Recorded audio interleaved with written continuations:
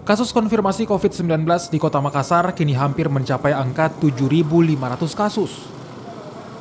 Namun pihak pemerintah Kota Makassar memastikan tetap akan mengedepankan penerapan protokol kesehatan kepada warga. Pengajuan PSBB sejauh ini masih belum akan diambil, apalagi kondisi stabilitas ekonomi warga Makassar perlahan mulai bangkit setelah anjlok di awal COVID-19 mulai mewabah.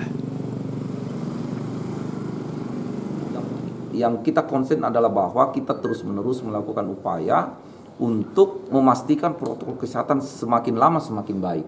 Ya, kita akan melakukan upaya maksimal bagaimana protokol kesehatan itu menjadi suatu kebiasaan baru bagi warga kota, bukan keterpaksaan lagi.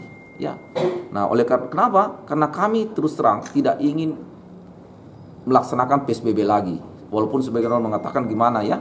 Kenapa? Karena PSBB itu saya katakan tadi itu akan menekan ekonomi dan akibatnya berdampak pasti kepada masyarakat. Bisa terjadi krisis ekonomi bisa dilanjutkan oleh krisis.